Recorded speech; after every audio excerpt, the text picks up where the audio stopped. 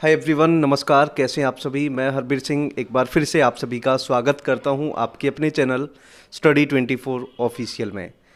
तो आज की इस वीडियो में काफ़ी इम्पोर्टेंट टॉपिक पे डिस्कस करने वाले हैं। तो आज हमारे साथ जैन कौशिक मैडम हैं। इनसे हम जानेंगे इन्होंने केस किया है DSSB के अगेंस्ट। क्या केस है, क्यों किया है, क्या ज़रूरत पड़ी, सारी चीज़ें आज हम इस वीडियो में जानेंगे। तो मैम, स्वागत है आपका। Thank you sir. हाँ जी मैम, तो क्या केस है आपका, एक बार बताएंगे। हाँ, मैं बेसिकली बता देती हूँ आपको। हाँ जी, ये जो केस है हमारा, ये DSSB के अगेंस्ट है, जो कि Delhi subordinate staff selection commission है, जो दिल्ली गवर्नमेंट के अंडर आता है। जैसे कि ये लास्ट जो ईयर है, मैंने ME BEd करी हुई है और मैं एलिजिबल हूँ टू बिकम अ टीचर। सो मैंने मतलब उनको रिप्रेजेंटेशन भेजी लास्ट ईयर कि जैसे आप TGT और PGT के लिए मेल फीमेल जो अलग अलग से वैकेंसी निकालते हैं, जेंडर बेस्ड जो वैकेंसीज निकालते हैं, उसी के आधार पर आप जो है कि ट्रांसजेंडर की भी वैकेंसीज निकालिए।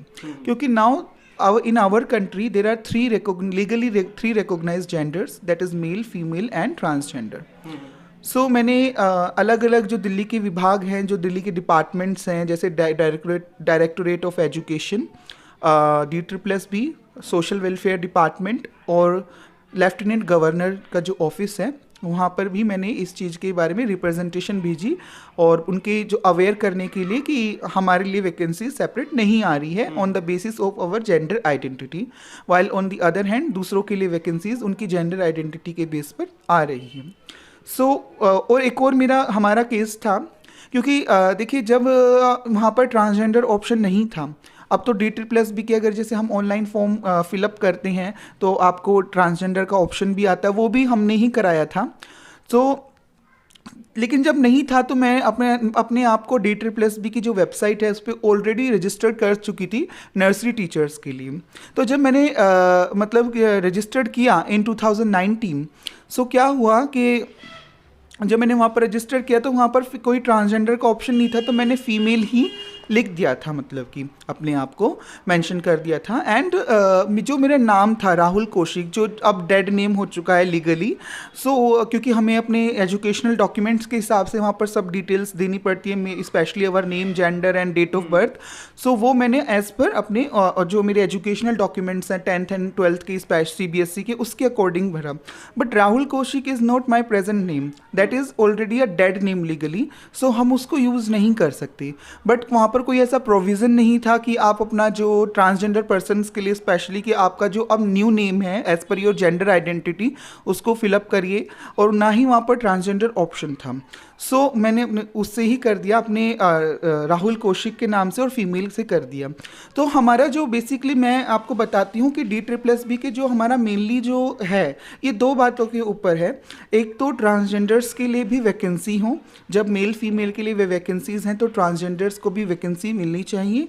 ये सुप्रीम कोर्ट का 2014 का जजमेंट भी है, जिसे हम जो कि एक बहुत लैंडमार्क जजमेंट कहा जाता है अपने आप में, और पहल है ट्रांसजेंडर राइट्स की इंडिया में। उसे नालसा जजमेंट बोला जाता है, 2002 नालसा जजमेंट 2014।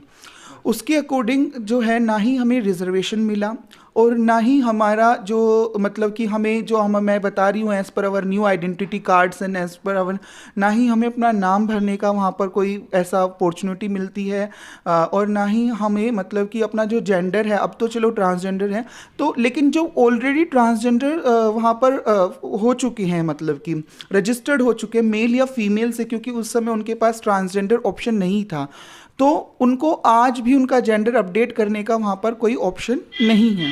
तो केस यही है कि एक तो हमें अलाउ किया जाए अपना नाम और जेंडर वहाँ पर हम चेंज कर सकें as per hour gender identity, और सेकंड थिंग ये है कि हमें रिजर्वेशन मिले, क्योंकि वो हमारा हक है और ये नालसा का पहले से जजमेंट है।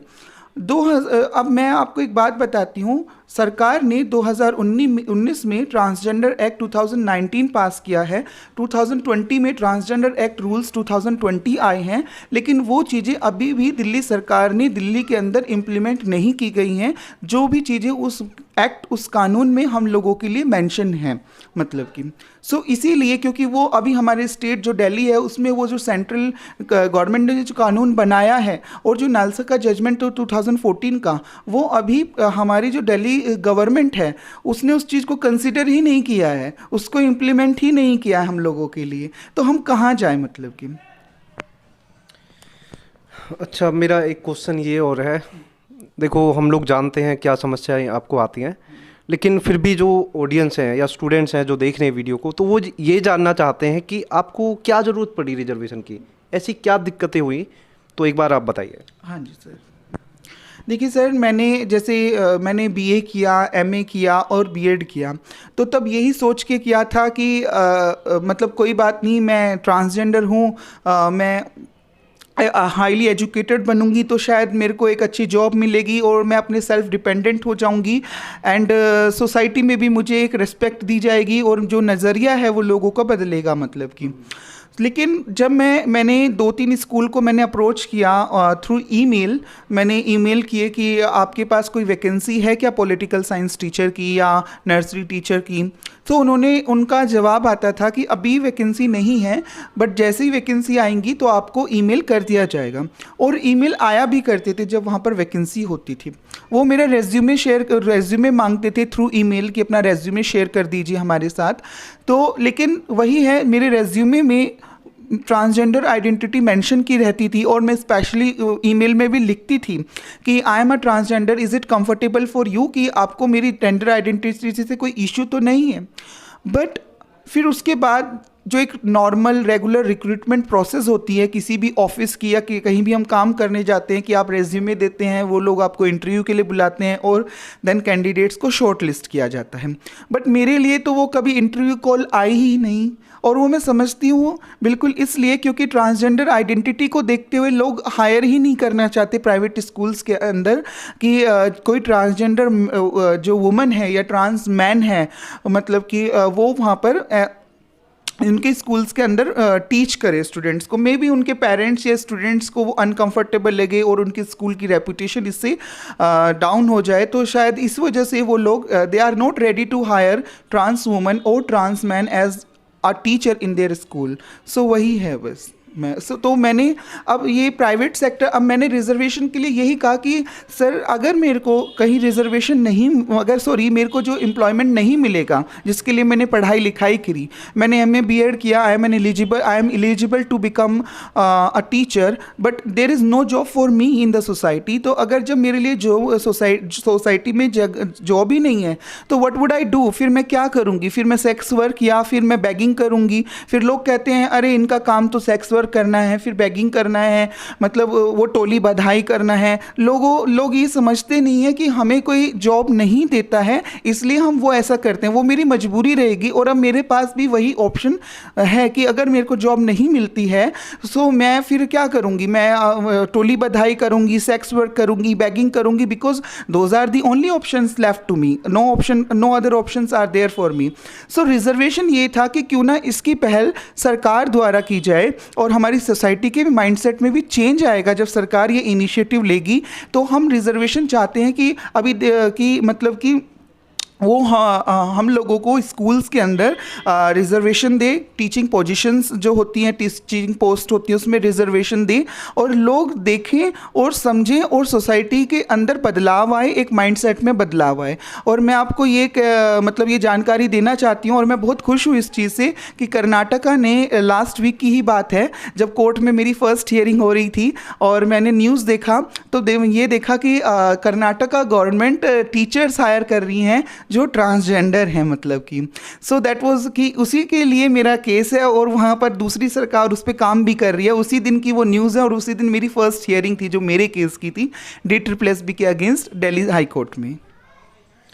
चलो जी, ये तो बड़ी अच्छी बात है और हम लोग भी यही चाहते हैं कि आपको रिजर्वेशन मिले और आपने इतनी पढ़ाई की है और आप ऐसे नहीं कि कोई भीख मांग रहे हैं सरकार से, आप अपना हक मांग रहे हैं।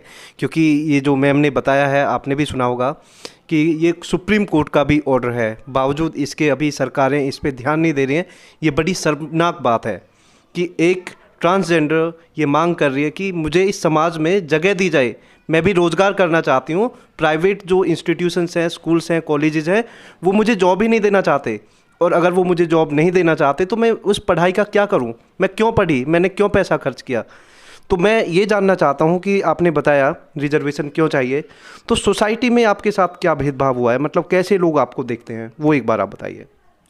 हाँ, तो मैं पहले अभी आपको बताती हूँ। 2019 की बात है, जब कोरोना नहीं आया था, तो मैं एमसीडी का यहाँ पर प्रॉपर्टी टैक्स का कैंप लगा हुआ था पास में ही, जहाँ से एमसीडी के जो ऑफिसर्स हैं वो आए हुए थे टैक्स कलेक्ट करने के लिए। और मैं उन अपने, क्योंकि मेरा तो कोई प्रॉपर्टी, पर्सनल प्रॉपर्टी है ही नहीं, मेरे फादर की प्रॉपर्टी है और उसका हम टैक्स भरते हैं मतलब कि, तो मैं चेक लेकर और सारे डॉक्यूमेंट्स लेकर उस कैंप में गई, और पापा के on behalf of my father मैं अपने पापा की जगह पर गई वहाँ पर टैक्स भरने उनकी प्रॉपर्टी का।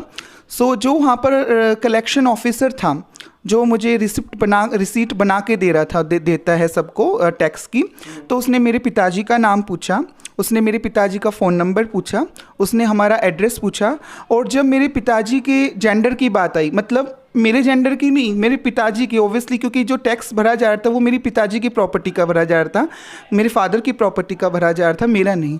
तो जब जेंडर की बात आई मेरे पिताजी की, तो वो मेरे से पूछता है कि आपके पापा का जो जेंडर है वो मेल है या फीमेल है, जस्ट टू टॉन्ट मी, जिससे वो मेरे को थोड़ा डिसरिस्पेक्ट फील कराना चाह रहा था, मेरे को डाउन फील कराना चाह रहा था। तो इसीलिए वो मुझे ह्यूमिलिएट कर रहा था इस तरह से, मेरी जेंडर, क्योंकि मैं एक ट्रांसजेंडर हूँ, तो वो मेरे फादर का मुझसे जेंडर पूछ रहा था कि आपके फादर क्या हैं, वो मेल हैं या फीमेल हैं, मतलब कि। सो वो मेरे लिए कितना ह्यूमिलिएटिंग रहा होगा कि जब एक गवर्नमेंट ऑफिसर आकर, एक गवर्नमेंट डिपार्टमेंट का गवर्नमेंट ऑफिसर आकर इस तरह की एक सेंसिटिव, मतलब उन्हें सेंसिटिव होने से तो गए, अंडरस्टैंडिंग होने से तो गए, वही वहाँ पर हमें ट्रांसजेंडर पर्सन को गवर्नमेंट दफ्तर, जो सरकार के दफ्तर हैं और सरकार के अधिकारी हैं, उनसे भी इस तरह का ह्यूमिलिएशन झेलना पड़ता है, मतलब कि। एंड वहाँ पर एक पब्लिक प्लेस थी, वो किसी निगम पार्षद का ऑफिस था जहाँ पर एक कैंप लगा था, वहाँ पर और टैक्स पेयर्स भी आए थे, गवर्नमेंट ऑफिसर्स भी आए थे, और जनरल पब्लिक भी आई हुई थी अपनी ग्रीवेंसेस को लेकर। तो उन सबके सामने मुझे ह्यूमिलिएट किया गया ये पूछकर कि आपके फादर का जो जेंडर है वो क्या है, वो मेल है या फीमेल है। तो समाज का ये रवैया है, मतलब स्पेशली गवर्नमेंट के जो अधिकारी हैं। अब आप समझ सकते हैं कि अगर सरकारें या गवर्नमेंट एम्प्लॉयज़ भी ये सोच रखते हैं तो आम लोग क्या सोच रखते होंगे। और ये आप सभी, हम सभी ये चीज़ें जानते हैं कि जो ट्रांसजेंडर्स होते हैं उनके साथ क्या व्यवहार किया जाता है। उनको सिर्फ एक इंटरटेनमेंट के लिए समझा जाता है कि ये गाने बजाने आएंगे, लेकिन अगर उनमें से कोई निकल के ये चाहता है कि मैं सम्मान की ज़िंदगी जीना चाहती हूँ, तो सरकारें और इसके बाद जो ऑफिसेज हैं या जो इंस्टीट्यूशंस हैं वो इनके साथ इतना गंदा व्यवहार कर रहे हैं, इनको जॉब नहीं मिल रही है, तो ये बड़ी शर्मनाक बात है। इस पर हम सभी को, आप सभी को सोचना चाहिए और हम सभी को इनके साथ खड़ा होना चाहिए, ताकि ऐसे और भी लोग आगे आए और एक सम्मान की ज़िंदगी जीना चाहें। तो अभी जो आप केस का बता रहे हैं, तो अभी केस में क्या प्रोसेस चल रही है, अभी कुछ पॉजिटिव लगा आपको? मैं ये बताना चाहती हूँ कि जो गवर्नमेंट है अभी, तो जैसे जज साहब हैं हमारे, उन्होंने मतलब फर्स्ट ऑर्डर तो यही दिया है कि DSS सभी कैंडिडेट्स को अलाउ करे जो ट्रांसजेंडर हैं, जिन्होंने पहले रजिस्टर्ड किया हुआ है अपने आप को रॉन्ग आइडेंटिटी के साथ, क्योंकि वहाँ पर ट्रांसजेंडर ऑप्शन नहीं था। तो किसी ने मेल से चूज़ करके अपने आप को रजिस्टर्ड किया, किसी ने फीमेल जेंडर चूज़ करके अपने आप को रजिस्टर्ड किया। तो जज साहब ने पहला तो ऑर्डर ये दिया है DSS को, दिल्ली सरकार को, कि हम जैसे कैंडिडेट्स को अलाउ किया जाए कि हम अपने इच्छा अनुसार अपना जो जेंडर है वहाँ पर चुन सकें। अब अगर हम अपना अपडेट कर पाए, अगर जैसे लेट सपोज मैंने फीमेल चुना हुआ था पहले मजबूरन की, क्योंकि वहाँ पर ट्रांसजेंडर ऑप्शन नहीं था, तो अब हमें वो ट्रांसजेंडर अपडेट, क्योंकि न्यू कैंडिडेट्स के लिए भी तो अवेलेबल है ना, जो अब रजिस्टर्ड करेंगे तो वो ट्रांसजेंडर के साथ रजिस्टर्ड करेंगे। बट जो प्रीवियसली ट्रांसजेंडर हैं और उन्होंने रजिस्टर्ड कर रखा है प्रीवियसली मेल या फीमेल जेंडर के साथ, तो उन्हें भी सर जज साहब ने कहा उन्हें भी एक चांस दिया जाए कि वो अब अपना सही जेंडर का चुनाव कर सकें, क्योंकि अब तीनों जेंडर वहाँ पर अवेलेबल हैं, तो जो उनको भी अपडेट करने का मौका मिले जो ऑलरेडी रजिस्टर्ड थे वहाँ पर। अच्छा, मैं ये पूछना चाह रहा हूँ, जैसे पहले 2 ही जेंडर वहाँ पे मेंशन होते थे, तो ये शायद आप लोगों के संघर्ष की वजह से ही, जैसा मैं जान पा रहा हूँ कि आपने बहुत संघर्ष किया, बहुत मेहनत की, और उसके बाद वहाँ पे जेंडर चेंज हुआ, मतलब 3 जेंडर वहाँ पे मेंशन हुए। तो एक बार बताइए। हाँ, तो जब मैंने अपनी मतलब मैं टीचर, क्योंकि मैंने नर्सरी टीचर डिप्लोमा भी किया हुआ है, टीचर ट्रेनिंग डिप्लोमा, सो वहाँ पर जब मैं रजिस्टर्ड कर रही थी तो मैंने फीमेल आइडेंटिटी से रजिस्टर्ड कर लिया था। बट मैंने सोचा कि अभी जैसे मेरे जो डॉक्यूमेंट्स हैं अब उनमें तो ट्रांसजेंडर ऑप्शन है, मेरे जो आधार कार्ड है, वोटर आईडी कार्ड है, उन सब में जो है कि ट्रांसजेंडर ऑप्शन है। और कल इन केस कल मेरा सिलेक्शन हो जाता है तो फिर तो वहाँ पर ये जो सबसे पहली बात तो मुझे एग्ज़ाम सेंटर में ही नहीं बैठने दिया जाएगा, क्योंकि मेरा जो नाम है वो जैन कौशिक है, और मेरे डॉक्यूमेंट्स में जो मेरा एजुकेशनल डॉक्यूमेंट्स में जो नाम है सीबीएसई स्कूल डॉक्यूमेंट्स में वो राहुल कौशिक है। तो राहुल कौशिक, क्योंकि वहाँ पर जो अपना नाम फिलअप करना पड़ता है ऑनलाइन पोर्टल पर, वो आपको एज़ पर अपने एजुकेशनल जो डॉक्यूमेंट्स हैं उनके हिसाब से करना पड़ता है। दैट इज़ राहुल कौशिक मेरे को करना पड़ा। एंड जो ओबियसली फिर जो उसी के हिसाब से हम, और क्योंकि ट्रांसजेंडर ऑप्शन नहीं था तो मैंने फीमेल चुना वहाँ पर। बट मेरे आईडी कार्ड्स जो हैं, जैसे आधार कार्ड है, वोटर आईडी कार्ड है, तो उनमें जो मेरा नाम है वो जैन कौशिक मेंशन है अब, और ट्रांसजेंडर मेरी जेंडर आइडेंटिटी है वहाँ पर। तो जब मैं वही अपनी आइडेंटिटी कार्ड्स एग्ज़ाम सेंटर पर लेकर जाती तो क्या वो लोग मुझे अलाउ करते एग्ज़ाम देने के लिए? वो कहते कि आपका जो यहाँ पर नाम है वो तो अलग है, और आपके जो डॉक्यूमेंट, आपकी जो आइडेंटिटी कार्ड आप हमें शो कर रही हैं वो अलग है, तो we want allow you to sit for the examination. So वही चीज़ है। तो इसीलिए ये मुहिम हुई कि हमारे जो हमारे प्रेजेंट आइडेंटिटी कार्ड्स हैं, जो कि हमारे एज़ पर जेंडर आइडेंटिटी बने हुए हैं, रिन्यूड आइडेंटिटी कार्ड्स हैं, उसके अनुसार हमें वहाँ पर फिलअप करने का मौका दिया जाए, हमारे डेड नेम और आइडेंटिटी के साथ नहीं। ठीक है। सो मैंने एक एनजीओ को अप्रोच किया, एंड हम दोनों ने DSSB को लिखा और दिल्ली गवर्नमेंट को इस चीज़ के बारे में अवेयर किया, और उन्होंने जब उनके अभी जब PGT वगैरह के फॉर्म्स आए थे अभी 2021 में, उन्होंने उसमें वो बदलाव कर दिए हैं। मतलब कि उन्होंने अब ट्रांसजेंडर ऑप्शन दिया है, बट अभी भी हमें वही नाम भरने के लिए, मतलब वहीं पर फिलअप करने के लिए वो प्रेशराइज किया जा रहा है जो हमारे डॉक्यूमेंट्स में है, CBSE डॉक्यूमेंट्स में है। CBSE ने अभी जो प्रोसेस है डॉक्यूमेंट्स में नाम चेंज करने की, वो प्रोसेस स्टार्ट कर दी है, गवर्नमेंट ने भी ऑर्डर दिए हैं, but it will take some time. अभी इतनी जल्दी नहीं हो सकता। इसके बारे में हमने भी ministry of social justice and empowerment को लिखा था, but this will take time, अभी इसमें टाइम लगेगा इसलिए।